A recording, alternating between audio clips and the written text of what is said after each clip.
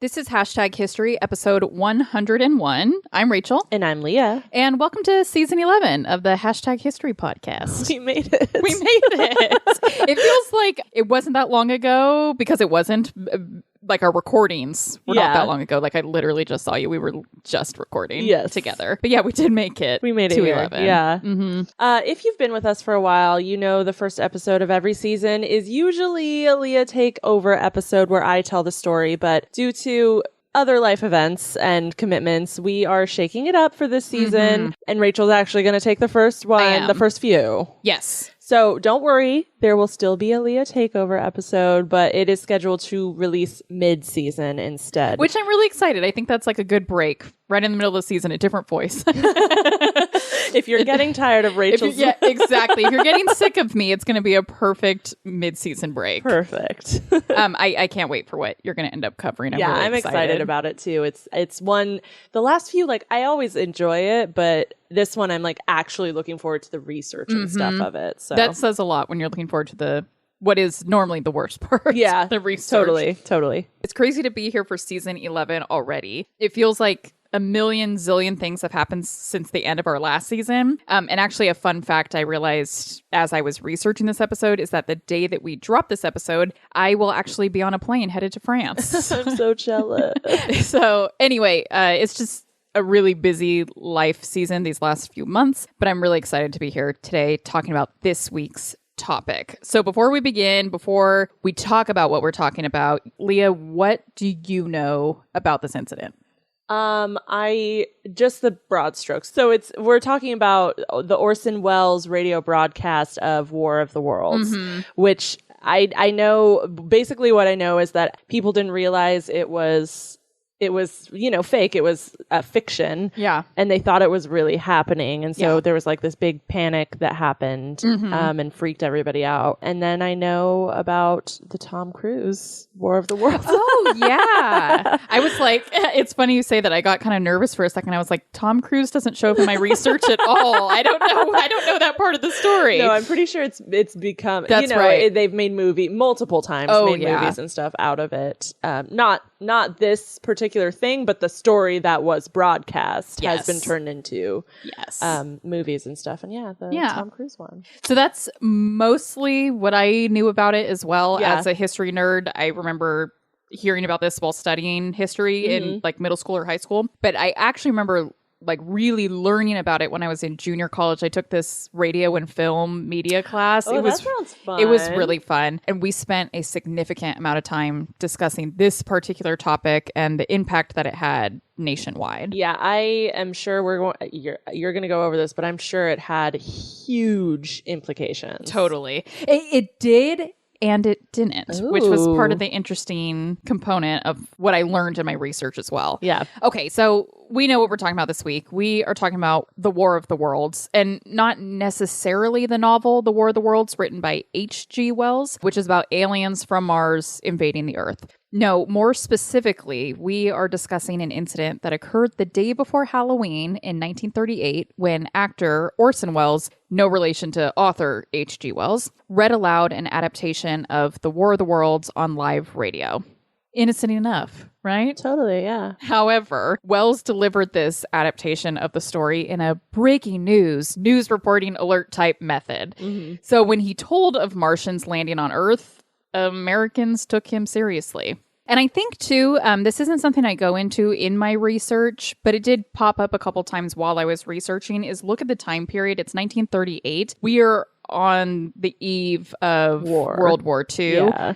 And so hearing us, I mean, people already feel like it's doomsday and we're about to engage in this world tragedy. And then something like this happens. That kind of almost made it even more believable. People were already kind of on the edge of despair when this happened. Yeah. When this radio program, in the style of a news broadcast, played audio from people who appeared to be live witnesses to aliens landing on the Earth and using a heat ray to burn up American citizens, listeners went nuts.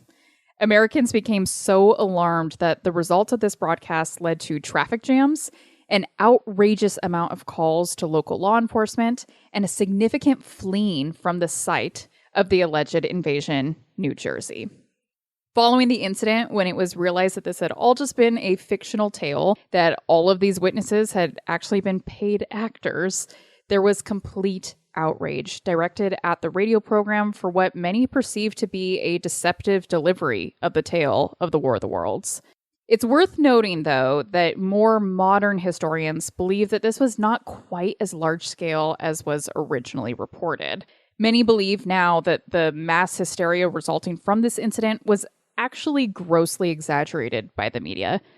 But regardless, this whole thing, however big or small, was a hot mess. Yeah. And I cannot wait to talk about it. Yes. So before we dive into this wild story, let's dive into what looks like a pretty wild drink in front of us. I'm Rachel. And I'm Leah. And this is Hashtag History, the podcast for both history nerds and history haters alike, where we dive into history's greatest stories of controversy, conspiracy, and corruption.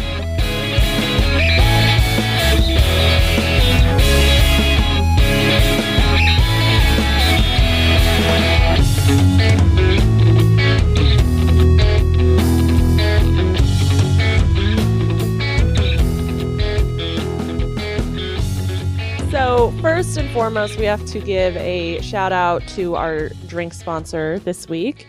America's Original Outlaws bought us 2 cocktails. Yay. This is the first of the 2 cocktails that they have sponsored for us. So thank you so much to them. Thank you so much. And cheers. And cheers to you. So we have to also thank someone else. Yes. Your husband. My husband. Because he is the one that came up with this, or like found this, because Yes. I was too busy to do it. It was a conversation of, I was like, this is like 2 days ago. I'm Yeah. like, we're recording, still need to do cocktails. I knew you were super slammed. I think it was on like Saturday or Sunday. Yeah. Only a couple of days ago, right in the midst of your like largest event that you were just completely hosting and managing. Yeah. So I mentioned to Alex, like, I think I need to come up with some cocktails. And he was like, maybe I'll come up with them this time. And I was like, heck yes. I'm so excited. I was like, that is such a fun idea. I love that. We Yeah. should make Nico come up with a couple. Oh, it for would a just be couple like episodes. straight whiskey. It would just be, let's do it then. And that'll be our sloshiest episode ever. It'll literally just be like an old fashioned. I love it. Okay. I love it. He should. Anyway, so yeah, this is an Alex suggested cocktail, and just based on the name of it, it's 100% something he would choose. Yeah, so it's called the Alien Secretion Cocktail, and that's what it looks like. It looked, yeah. True to its name. It's a gross green color. Yeah, it's like a green snot color. And then we have a sugar rim, but like it's supposed to be a blue sugar rim. And I didn't really know how to do that other than I have blue curacao. And we like mixed that in with the sugar and made a blue ring. Mm-hmm. It contains coconut rum. Mm-hmm. So good. Melon liqueur. I cannot speak. Love melon liqueur. Pineapple juice. Love. That blue sugar rim. And then you garnish with a cherry. And then I drizzled a little tiny bit of the cherry like juice on top of the foam, because you shake everything in a glass and it comes out pretty foamy. It made it look like a brain. Yeah. And you'll just wait till you see the pictures, guys. It made it look like a brain. Yeah. It's actually really cool. And I'm very excited about it. It's going to taste delicious. It's going to be amazing. There's nothing not to love about this. All right. Okay. Cheers. The coconut, right? Mm-hmm. It's delicious. It's a 10 out of 10. It's a 10 out of 10. It's amazing. Yeah. For you too? Oh, yeah. So good. There's nothing not to love about There's this. nothing not to love other than the looks of it. Honestly, I think it's kind of cool. Endearing. Endearing, yeah. It's definitely a Halloween drink, which is perfect setting for this Halloween-esque episode. Totally, yeah.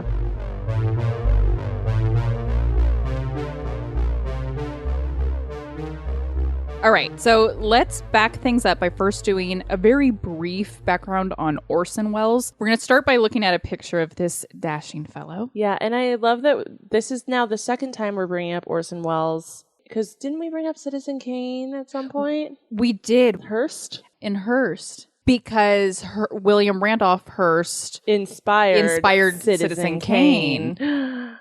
Wow, look at that. History is full circle, y'all. Yeah. He's a cute guy. Totally cute. Dashing, smoking a wooden pipe. I love the like brooding, the eyebrows down low. Yeah. He seems very deep. Yeah. Very thoughtful person. Like, what brooding. That's the perfect description. Yeah. Yeah. And it's not like I picked this picture of him because it was his most dashing picture. They're all like this. They're all like this. Yeah. Yeah. They're all like this. Born George Orson Welles on May 6th, 1915, Welles would become a rather well-known actor, screenwriter, director, and producer. He would co-write, produce, direct, and star as the main character in Citizen Kane ding. in 1941, which is considered to be one of the greatest films of all time. He would also star in other well-known movies such as The Lady from Shanghai, Chimes at Midnight, and The Magnificent Ambersons. But it was one particular event that occurred in 1938 that would officially propel Welles into the spotlight. And that was none other than the War of the Worlds radio broadcast. At only 23 years old, Welles, who had founded the Mercury Theater, was invited by CBS Radio to create a summer show that would run on their program for 13 consecutive weeks. This show would be called the Mercury Theater on the Air, and it was a weekly 1 hour long show where Welles performed as the lead character in each episode. And before people are like, what? Radio? Just remember, radio was really the number one source of entertainment in the home. Absolutely. Yeah. On October 30th, in a Halloween special, the Mercury Theater chose to do a radio adaptation of H.G. Wells's The War of the Worlds. I'm not sure if everyone else had The War of the Worlds as required reading for school. Did you? No. I did in high school. That's cool. Ugh. Did you watch Tom Cruise? I did also watch Tom Cruise. Yeah, I watched the Tom Cruise movie and then wrote a book report on that. You were like, I love the part where like something where he pulls out his shirt off, and yeah. Well, for those of you that have not read it or did not have it as required reading, or really even for those that did in school have it as required reading, and that was a million years ago and you need a reminder, we're going to do a brief recap or a summary of the novel. Mm-hmm. Published in 1897, The War of the Worlds is a science fiction novel which essentially tells the story of a Martian invasion occurring in England. An alien aircraft lands on the Earth, humans approach it with a white flag and surrender, but then they're incinerated by the Martians instead. The UK ends up engaging military forces to fight off the aliens, but to no avail. The rest of the novel essentially plays out like any other dystopian novel you've read. The human characters have to search for shelter, they pillage for food, they step over dead bodies as they travel about, all before the aliens end up dying as a result of being infected with disgusting human germs that they were not equipped to combat. I actually love that little... I think even especially for back in 1897, I don't know, that's a really cool turn of like... Totally. Turn of events. And one thing, since you said that too, it's interesting to see the way that fiction repeats itself too. Like I hear it said all the time that like no movie is new, no book is new. Yeah. It's all just recycled ideas. And so I love that we're talking 100 years ago, they were making novels about the things that we make movies about now. Yeah. Yep. Anyway, I tell the story of the War of the Worlds novel because this eerie dystopian story was roughly the same one that Orson Welles would tell on the radio that Halloween evening of October 30th, 1938. The primary difference, and this is a big freaking difference, was that this version, which was adapted for radio by playwright Howard Koch, changed the setting of this event from 19th century England to 20th century New Jersey, United States, bringing all of this a little closer to American homes. To set the scene further, this radio broadcast, which began at 8 p.m. Eastern Standard Time, opened with what appeared to be a normal evening program. We have some musical groups playing, we have a report on the weather, but then we have news of what appears to be gas explosions on Mars. The radio show cuts to an interview between reporter Carl Phillips and a Princeton astronomy professor named Richard Pearson.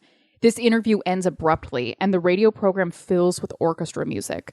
Not too long after that, Phillips reports directly from a farm at Grover's Mill where there appears to have been what they're calling at the time, a meteorite landing. We're going to listen to about 5 minutes of the original broadcast now. And what I want you to really be listening for is just the urgency of the whole situation. And tell me if you were to tune into this radio show at this point in the program, would you have known that it was all a scripted segment, or would you have thought that this was breaking news? Ladies and gentlemen, you've just heard Mr. Wilmoth, owner of the farm where this thing has fallen. I wish I could convey the atmosphere, the background of this fantastic scene. Hundreds of cars are parked in a field in back of us, and the police are trying to rope off the roadway leading into the farm, but it's no use. They're breaking right through. The car's headlights throw an enormous spotlight on the pit where the object's half buried. Now, some of the more daring souls now are venturing near the edge. The silhouettes stand out against the metal sheen. One man wants to touch the thing. He's having an argument with the policeman. Now, the policeman wins. Now, ladies and gentlemen, there's something I haven't mentioned in all this excitement, but it's becoming more distinct. Perhaps you've caught it already on your radio. Listen, please. Do you hear it? It's a curious humming sound that seems to come from inside the object. I'll move the microphone nearer. Here. Now, we're not more than 25 feet away. Can you hear it now? Professor Pearson? Yes, Mr. Brown. Can you tell us the meaning of that scraping noise inside the thing? Possibly the unequal cooling of its surface. I say, do you still think it's a meteor, Professor? I don't know what to think. The metal casing is definitely extraterrestrial. Not found on this Earth. Friction with the Earth's atmosphere usually tears holes in a meteorite. This thing is smooth, and you can see its cylindrical Just a minute. shape. Something's happening. Ladies and gentlemen, this is terrific. This end of the thing is beginning to flake off. The top is beginning to rotate like a screw, and the thing must be hollow. Move it! Keep back there! Keep back there! Keep those men back! Keep back there! Keep those idiots back! Take off! The top blew! Look out there! Stand back! Ladies and gentlemen, this is the most terrifying thing I've ever witnessed. Wait a minute. Someone's calling someone or something. I can see coming out of that black hole two luminous discs. The eyes, it might be a face, might be almost... Good heavens, something wriggling out of the shadow like a gray snake. Now it's another one, and another one, and another one. They look like tentacles to me. Oh, yeah, I can see the thing's body. Now it's large as a bear. It glistens like wet leather, but face, ladies and gentlemen, it's indescribable. I can hardly force myself to keep looking at it. It's so awful. The eyes are black, and they gleam like a serpent. The mouth is kind of V-shaped with saliva dripping from its rimless lips that seem to quiver and pulsate, and the monster or whatever it is can hardly move. It seems weighed down by possibly gravity or something. The thing's rising up now, and the crowd falls back. There seems plenty. The most extraordinary experience, ladies and gentlemen. I can't find words. Well, I'll pull this microphone with me as I talk. I'll have to stop the description until I can take a new position. Hold on, will you, please? I'll be right back in a minute.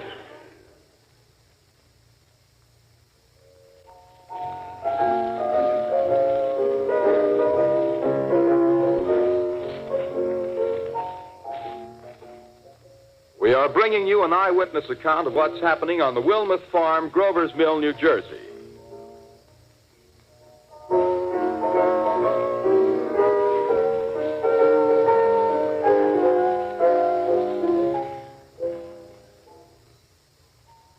We now return you to Carl Phillips at Grover's Mill. Ladies and gentlemen, am I on? Ladies and gentlemen, here I am, back of a stone wall that adjoins Mr. Wilmoth's garden. From here, I get a sweep of the whole scene.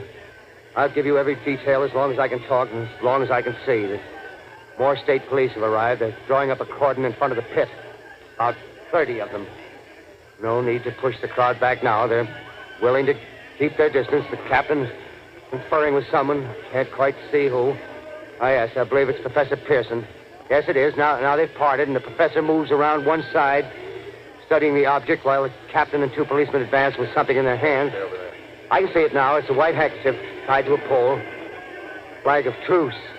If those creatures know what that means, what anything means. Wait a minute. Something's happening. A humped shape is rising out of the pit. I can make out a small beam of light against a mirror. What's that? There's a shed the flame springing from the mirror, and it leaps right at the advancing men. It strikes them head on. Oh, Lord, they're turning into flames. Now the whole field's caught up by the woods, the barns, the gas spreading everywhere. It's coming this way now, about 20 yards to my right.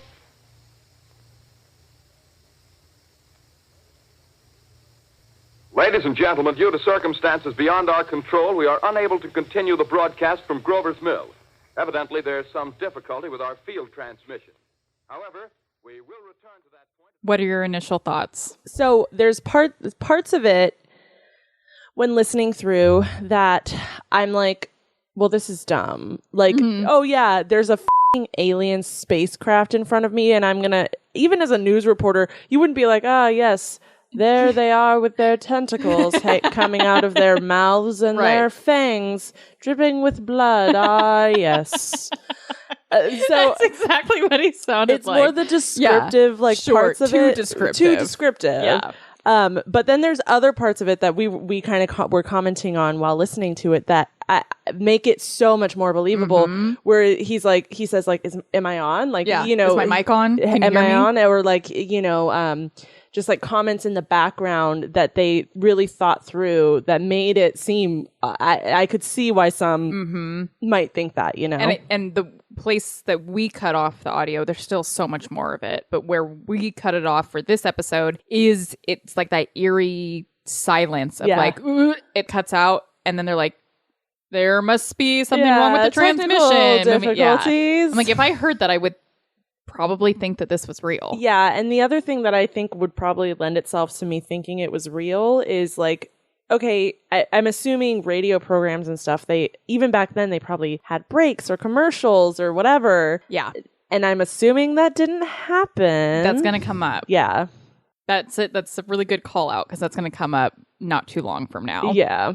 So the full radio show is an hour long, and I highly encourage all of our listeners to go listen to it. You can just search, like in YouTube, the 1938 radio broadcast of the War of the Worlds, and you'll find it right away, with the exception of one other very small segment. That's all that we're going to listen to on our podcast. Otherwise, we could be here all day. But I wanted to make sure that we heard a snippet of it so you can really understand what this broadcast sounded like and really how easily it could have been misconstrued as a live reporting of breaking news. Following what we just heard from the original audio, and similar to the original novel, police officers approach the aliens in the spaceship with a white flag, but are incinerated by a heat ray. Ah, yes, because aliens know what a white flag is. Yes. The rest of the broadcast continues in breaking news interview style, with the reporter interviewing military professionals who declare martial law across New Jersey, jumping over to the Secretary of the Interior, who relays a public statement in an attempt to calm the masses. Worth mentioning that the actor that read the part of the Secretary of the Interior had a pretty good Franklin Roosevelt impression. Nice. And it accumulates with an announcement that there are more Martian aircrafts that have landed all across the United States. Similar again to the original novel, the program concludes with an interview with Professor Pearson, who has survived the alien invasion and learns that the aliens have died as they have caught our disgusting human germs for which they have no immunity. And with that, the broadcast officially ends with this. This is Orson Welles, ladies and gentlemen. Out of character, to assure you that the War of the Worlds has no further significance than as the holiday offering it was intended to be. The Mercury Theater's own radio version of dressing up in a sheet and jumping out of a bush and saying boo. Starting now, we couldn't soap all your windows and steal all your garden gates. By tomorrow night, so we did the best next thing. We annihilated the world before your very ears and utterly destroyed the CBS. You will be relieved, I hope, to learn that we didn't mean it, and that both institutions are still open for business. So goodbye, everybody, and remember, please, for the next day or so, the terrible lesson you learned tonight. That grinning, glowing, globular invader of your living room is an inhabitant of the pumpkin patch, and if your doorbell rings and nobody's there, that was no Martian. It's Halloween.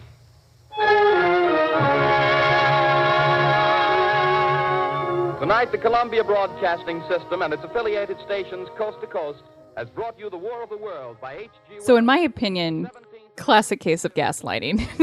And not just gaslighting, but like snarky as super snarky, super condescending. Like, you believed you that? thought that was real? And part of why I play that too is not only for the snarkiness of it, but also they're acknowledging at the end of this program like that it had an effect on people. And that they knew it would. Yes. Yeah. So we're going to talk about that a little bit too. Yeah.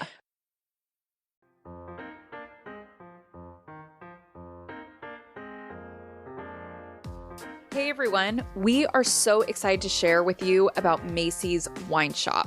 Yes, it is that Macy's. Macy's has launched their very own wine shop, which includes full-size, delicious wines curated by their experts coming from renowned wine regions, which include our home state of California and beyond. You can select exactly what type of wine you are looking for. Do you love reds? Do you love whites? Maybe a little bit of both? You can make these personalized selections quickly and easily through the Macy's Wine Shop. What makes Macy's Wine Shop better than any other online wine club is that they deliver quality wines at unmatched price points, all within 1 to 3 business days. Seriously, I ordered my wine on a Monday and had already received them by that following Wednesday. And with our link, you get $50 off a 6-bottle box of Macy's award-winning wines, which is a $95 retail value. Head to the show notes of this episode to access the discount code, or you can head to our Instagram to find the link in our bio. Cheers!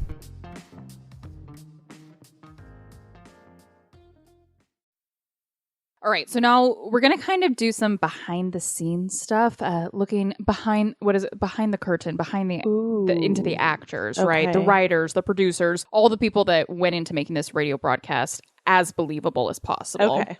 So for one, like we already mentioned, the writer that adapted the story for radio shifted it into a modern time period. And he also changed locations to be here in the United States, again, to try to make it more believable. In fact, the writers went through concerted efforts to name several recognizable locations within the script, again, to make it all the more believable. Yeah.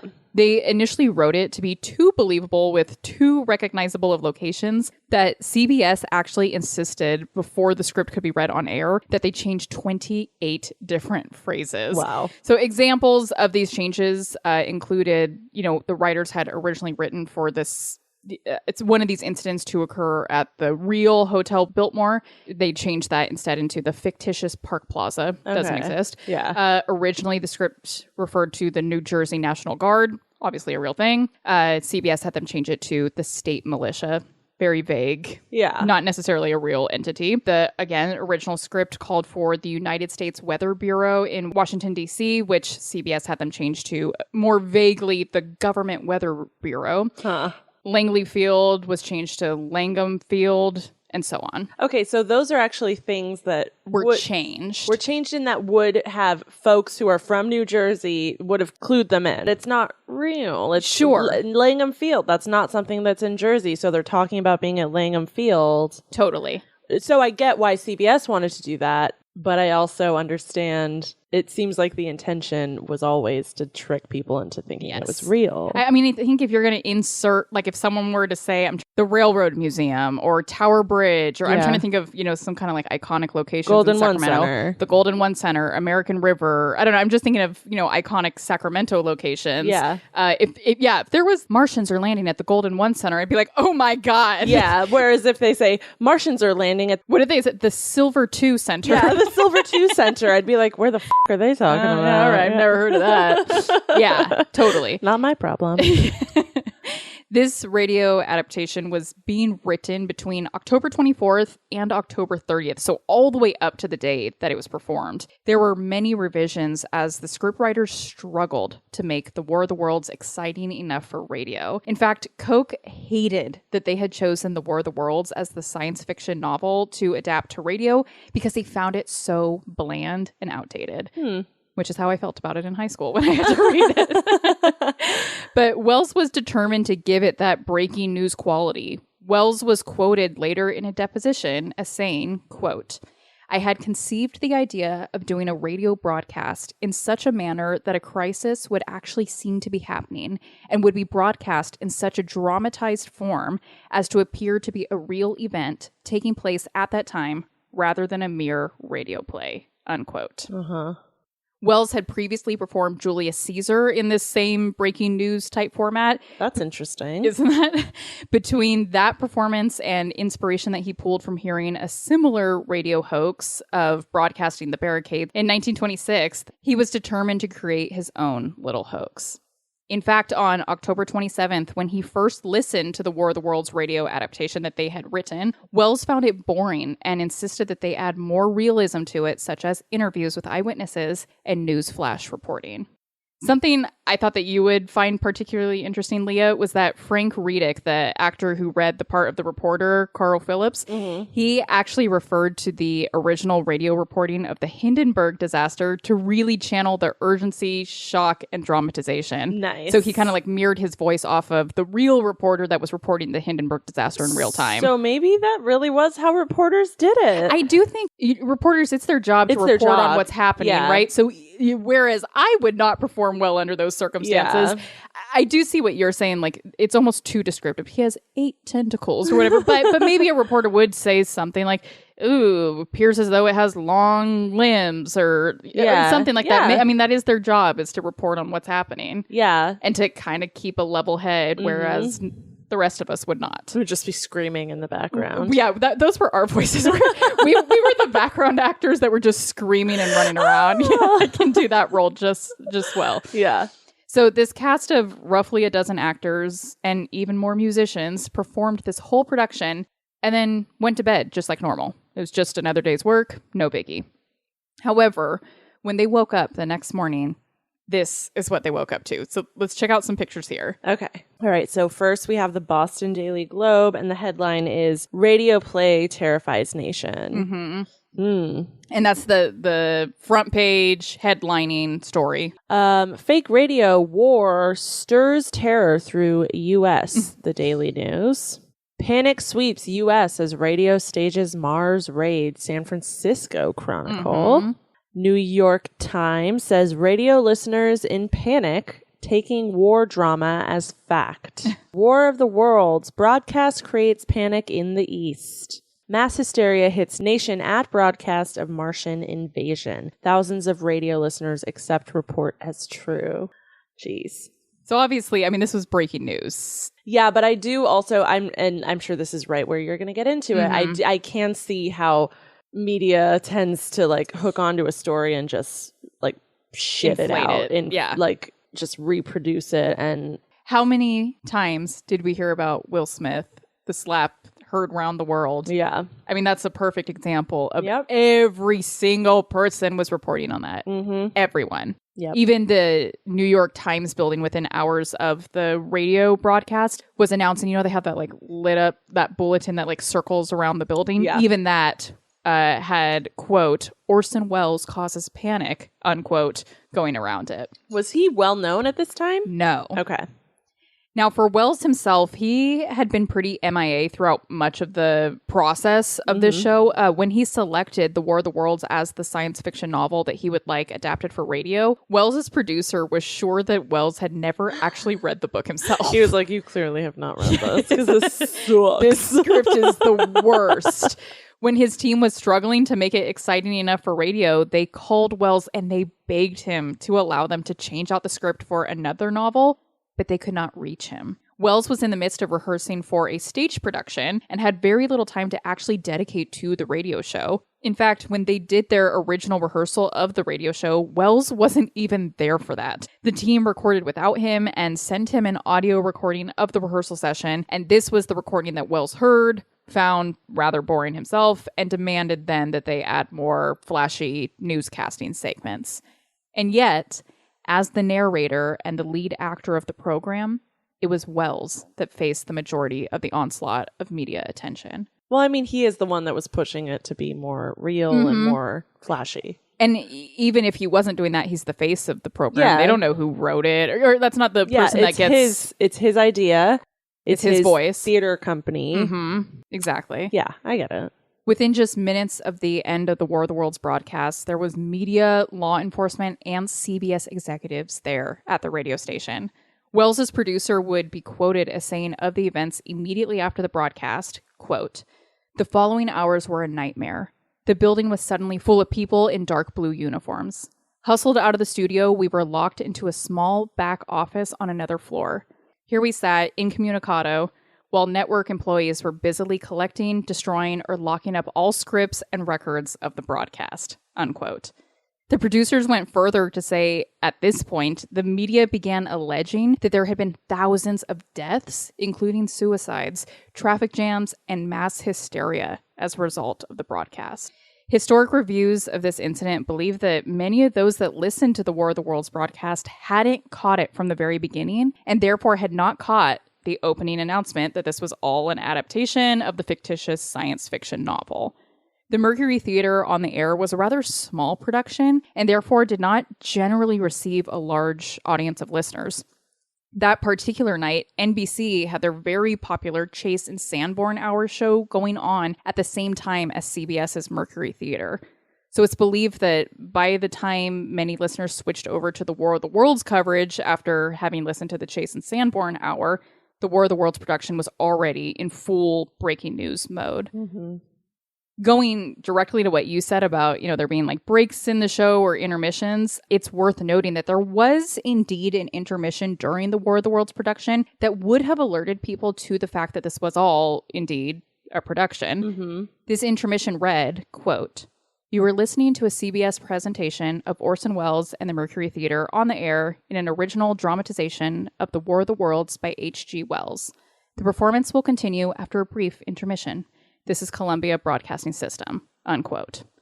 However, it's also worth noting that it was very, very common for an intermission of a radio show to be played, right in the middle of the production, right? Right at the halfway point. Yeah. That's what's typical. However, the way that this radio adaptation of the War of the Worlds had been written had a longer first act than second act, meaning that the intermission break did not play until more than 2/3 of the way through. This meant that for any listeners that had caught the show late, that had not heard the opening introduction, had to wait close to 40 minutes for this intermission break. For anyone listening that was debating whether or not this was real, their fears that it was real were essentially confirmed when 8:30 p.m. came and went, and there had been no intermission. Yeah. The only time that radio did not play intermissions was in cases of breaking news, obviously. Yeah. So when this didn't happen at exactly the halfway point, it further convinced the listening audience that this Martian invasion was actually taking place in real time. When all was said and done, law enforcement and the CBS radio station had received thousands of concerns and complaints. The following day, on October 31st, after getting only 3 hours of sleep, Orson Welles sat for a press conference with the media to address the concerns. He began with his own prepared statement. It's pretty long, so I'm not going to read it directly. Essentially, what he did, though, was explain to the concerned audience the 4 reasons why he believed there was no way that anyone could have truly thought this fictitious tale that they had told was indeed real. Mm-hmm. So the 4 reasons he gave were as follows. 1, that the story was told from the perspective of someone that had survived the Martian invasion, meaning this event had occurred in the past and could therefore not be occurring in real time. Oh, okay. At the end, we didn't listen to it. If you do listen to the full broadcast, you'll hear like the last segment of it, kind of like the second act, is that Professor has survived this attack and he's reminiscing on it. Okay, but if you're listening to the 2-hour program or whatever, so there's an hour and 58 minutes of terror. Cool. Yes, totally. Yeah, you had to have gotten through what was 40 minutes of terror. Yeah. I mean, before you get to, and even then, did you shut it off at that point, or it doesn't matter what they say now that would change your mind? So that's Orson Welles' first point. Okay. Obviously, this could not be real because of that reason. Number 2, second reason, is that the broadcast had been announced in advance in the paper for 17 consecutive weeks. Valid if you are a regular listener, if you care about this show. If you don't care about the show, it was a small show. Yeah. If you don't care about it, I've never even heard of you. Yeah, that's true. Yeah. or I, when I switched it over to your station, I'm not a loyal enough listener that I was like checking the paper every week to see what program you were doing that week. Yeah. Third reason, that there was an announcement read aloud 4 times during the broadcast stating that this was a play that had been adapted for H.G. Wells' novel. True. Valid. And number 4, Martians are fake. That's literally what he says. He was like, and my final point, Martians aren't real. Martians are not real. And that's all I have to say about that. Wells then took questions from the media in which they asked him if he was aware of, quote, the terror going on throughout the nation, unquote, while he was broadcasting. Wells informed them that he was a very busy man. Remember, he was also rehearsing for a stage production at the same time, and that he was too busy to have read any newspapers about the incident yet. He did add that he was very shocked and, quote, deeply regretful, unquote, after learning about the reaction to the show. He did share, though, that performing in this breaking news type format was a legitimate acting technique, one that he had performed in the past and could not guarantee he would never perform again. He was asked by a member of the media, quote, should you have toned down the language of the drama, unquote? To which he responded, quote, no, you don't play murder in soft words, unquote. I don't necessarily disagree with him on that. Like, it's drama, it's theater, right? That's their job, is to make you think it's real. I think they probably should have taken more breaks, said more frequently, like, this is a play, this is, not real, don't worry, chill out, and then maybe don't be snarky about it at the very end. Like, you actually believed that. And that's exactly what he does. I get this overwhelming sense from him that while he may have been somewhat regretful that the radio show had an unintended impact, he's not like really sorry. No, right? No, it got him a lot of attention. No, and he thinks these people are idiots. Yeah, clearly. Yeah. In fact, in interviews that he did in later years, it appears as though he was actually thrilled that the public had been fooled by the performance, and perhaps even that he had always intended for it to be that way. Like I said, like, that means that he's a good actor, that they wrote a good script. I get that part of it. Yeah. I just also get not being a dick about it. I just want to know, it's like one of those things that's kind of a mystery to me, because there is a piece that it sounds like he always intended for it to be this way, and then there's another piece that he was like, oh, that was just a crazy coincidence that then propelled me into the spotlight. Yeah. And I didn't intend for it to be as impactful as it ended up being. Yeah. For several decades, the 1938 War of the Worlds radio broadcast has been depicted as an event that panicked Americans nationwide, that the whole country was up in arms, terrified of what they believed was a real Martian invasion. In more recent years, historians have determined that this is more so one of those tales that just keeps compounding as time goes on. Yeah. As we saw in those newspapers we looked at earlier, the news certainly covered this incident at length. In fact, within the next 3 weeks following the incident, it was covered in more than 12,500 articles across the nation. Oh my gosh. But there is significant evidence that this incident was not as widespread as the media originally purported. Remember, the Mercury Theater had a very small audience. It was later determined that only about 12 million people were listening to the broadcast that evening. Roughly the same amount of people we get to listen to each of our episodes. Very small audience. Yeah, I was going to say that's still a shit ton of people. Oh, Jeez. exactly. And that is what I was going to say is at this time, the U.S. population was roughly 130 million people. Okay, so 12... like 10% yes, of the U.S. That's a lot. That's what I would argue.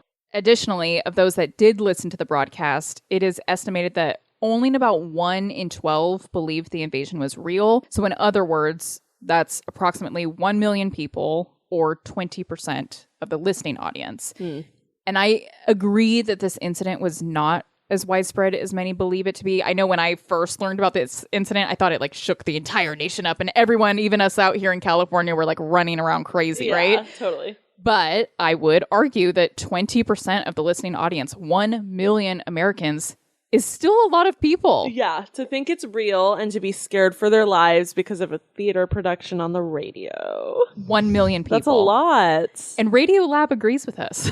Radiolab, when they talked about this incident, they said that these numbers, quote, constitute a major freakout, unquote.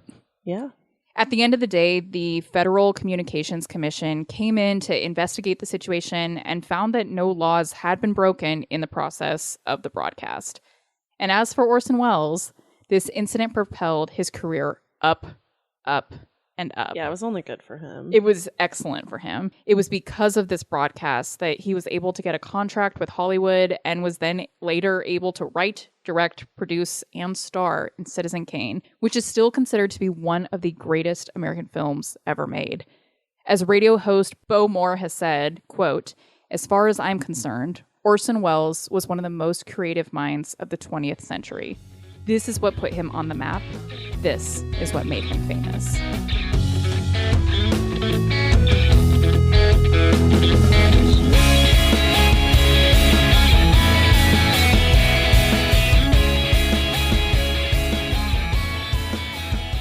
Thank you all so much for listening to this episode of Hashtag History. We will share the many pictures that we discussed on the episode to our Instagram, and all sources used to put together the episode can be found on our website, which is hashtaghistory-pod.com. Subscribe to us on whatever podcast platform you use, share about us with your family and friends, and then give us a rate and review. Be sure to check us out on social media. We are on Instagram at #history_podcast. We are also on TikTok, so check us out on there at #history, all one word. And if you want to check us out even more, you can come check us out on Patreon. We're over there for only $1 a month. You can help support our books and booze supply. You also get access to some behind-the-scenes content, weekly #hangout episodes, and automatic 15% off all merchandise, and we mail you cards and stickers. Mm-hmm. That's it. That's it. Thanks, guys. Thanks. Bye. We did not harmonize.